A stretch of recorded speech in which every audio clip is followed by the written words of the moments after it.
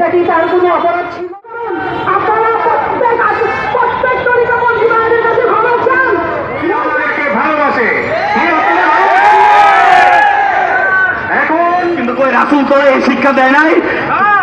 এই যে ফেসবুকে আপনারা দেখতে পাচ্ছেন 25,000 মানুষ এখানে ভোট দিচ্ছে যে তারা গোলাপ শাহ মাজার ভাঙতে যাবে। এখানে অবস্থিত আমরা অবশ্যই চিনি গোলাপ শাহ মাজার, কিন্তু কই এই গোলাপ শাহ মাজারের টাকা দিয়া, এই গোলাপ শাহ মাজারের পয়সা দিয়া, এই মানুষের অর্থ দিয়া তারা মসজিদ বানাইছে, মসজিদুল ইসলাম।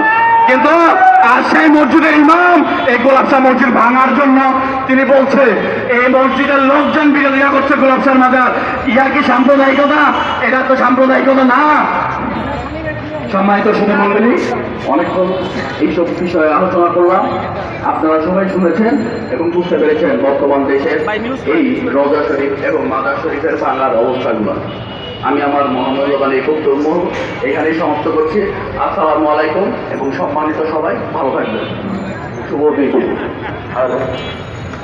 ধন্যবাদ মোহাম্মদ ইবনে জাবের বেলাল। উনি ঢাকা বিশ্ববিদ্যালয়ের একজন ছাত্র।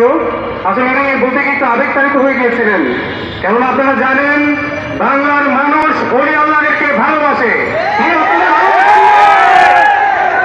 এখন এই সৌদি আরবের আব্দুল ওহাব নজদি, যে কিনা একজন বেদুইন ছিল এবং যার পূর্বপুরুষ ঘাটলে দেখা যায় মিথ্যা নবী ইয়ামামা, যে কিনা হযরত রাসূল সাল্লাল্লাহু আলাইহি ওয়াসাল্লামের সময়ে মিথ্যা নবী দাবি করেছিল, তারই বংশধর বর্তমান সৌদি বাদশার সাথে সহযোগী আব্দুল ওহাব নজদি। এই আব্দুল ওহাব নজদির বংশধর ওহাবিরাই ওলি আল্লাহদেরকে দেখতে পারে না, কিন্তু বাকি সবাই ওলি আল্লাহ ভক্ত। এই কারণে বিপদে পড়লে, দেশে যখন ভূমিকম্প হয়, বন্যা হয়, যখন দুর্যোগ হয়, তখন মানুষ শাহজালালের উসিলা দিয়ে, শাহপরানের উসিলা দিয়ে বিপদ আপদ থেকে উদ্ধার চায়। বর্তমানে এখন আমি আমাদের তরিকতপন্থী ছাত্র সংগঠনের আরেকজন সদস্য মিস কান্তা, উনি ক্যাপিটাল ইউনিভার্সিটির আর্কিটেকচার ডিপার্টমেন্টের একজন ছাত্র, তাকে অনুরোধ জানাচ্ছি তার সংক্ষিপ্ত বক্তব্য পেশ করার জন্য।